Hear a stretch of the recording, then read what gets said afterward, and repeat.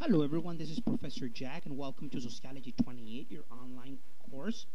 This is Jack the Professor, you may refer to me as Jack, and this is your first video lecture. And this first video lecture, every week we're going to have a video lecture. Depending on the chapter, we'll go ahead and cover it via a video lecture. And in this case, we have chapter 1 to cover in this video lecture. Okay, the title of chapter 1 is Perspectives on Intimate Relationships, okay? And this is a great chapter 1 presentation. And we're going to differentiate between family and marriage. Family is not the same as marriage. Families are defined as relationships in which people live together with commitment, form an economic unit, and care for any young and consider their identity to be attached to the group, okay? Versus marriage is defined as the emotional and legal commitment of two people to share emotional and physical intimacy among other tasks and economic resources, okay? Are they the same? No, but a long time ago, they would consider both to be related. In order to have a family, you had to be married. But those times, those traditional times have passed, long gone. Okay, nowadays you can have a family without being married. That's the bottom line, and society proofs of that itself every day, right? And we have a sociological trend. It's a little gift from me to you. The sociological trend allows you to understand how families have been shifting from time to time, from epoch to epoch, from the 1940s to the present time. The series of events that have happened that have caused these changes in family dynamics to pass or as a consequence of the many changes and the many social events, the environment, in other words, right? Okay, so this is from my perspective, and of course from the perspective of a symbolic interactionist. Okay, when it comes to family, at least, right? And it's just my perspective, and you could go ahead and um, give your own opinions or views about it. Of course, don't call me. Just use the post we thought forum about for that, right? U.S. family facts allow you to understand my sociological trend better.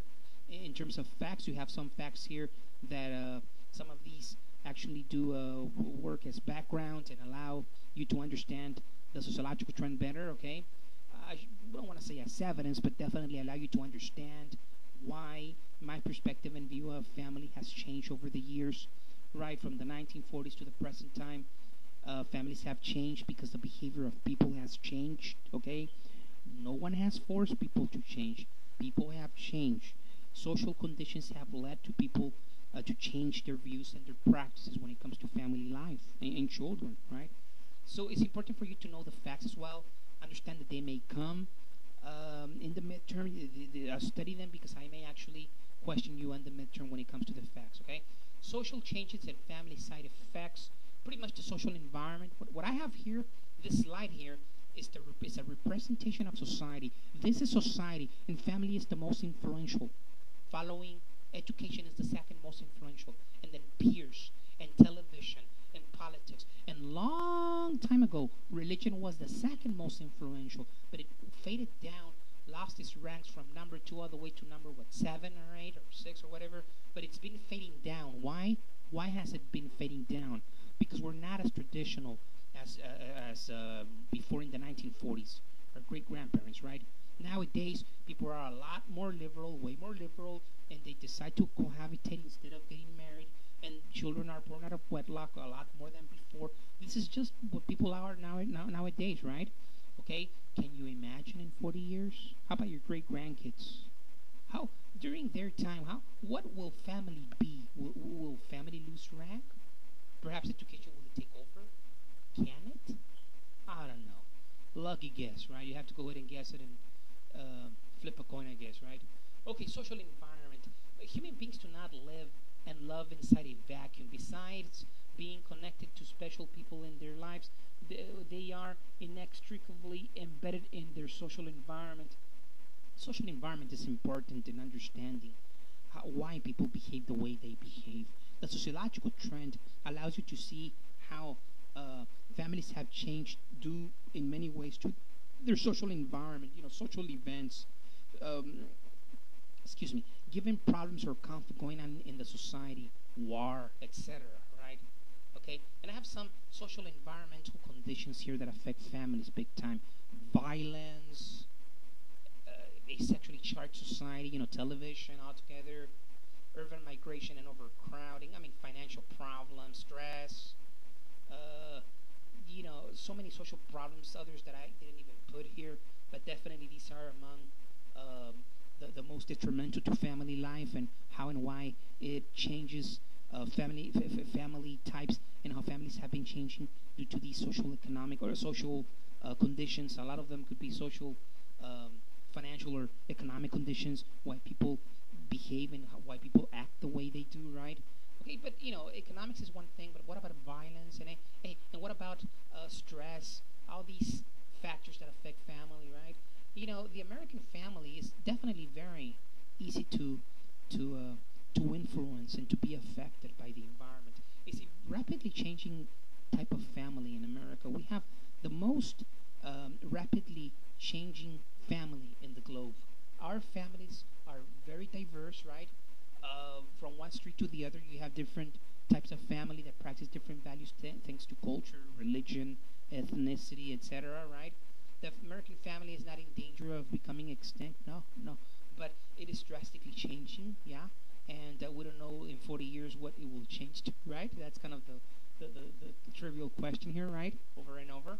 But there are benefits to being to getting married. I mean, in the text we have that one of the benefits is a longer lifespan, right? Better health. Hey, a better sexual relationship. Yeah, more than people that are not married, right? Healthier lifestyle altogether, right?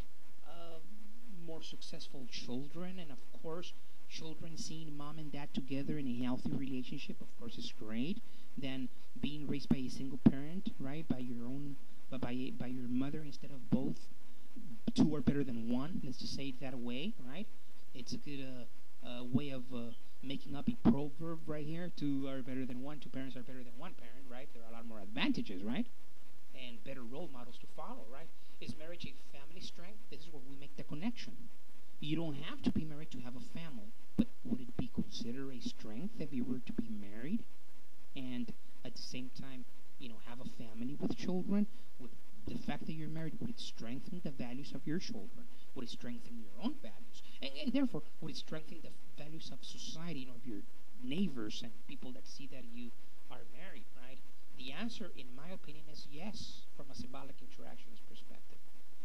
Anyways, great talk. Actually, I did all the talk. You didn't really, right? It wasn't a dialogue, right? But it was one-way exchange, right? Hopefully you're gonna go ahead and view these video lectures. They're great. I'm not boring, actually. They're nice, right? For every chapter, I have a video lecture. This is the first one, chapter 1, all the way to chapter 15 or 16, right?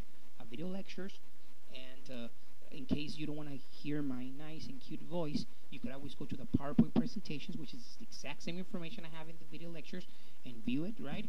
And thank you, anyways, very much for your time. Make sure that you are officially enrolled.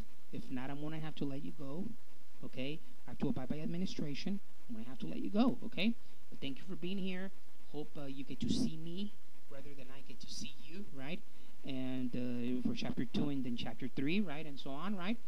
If you have any questions, any comments to make about the video lecture, the information and so on, visit post-week thought forum, okay? And use that medium to communicate with me or give me a call, okay?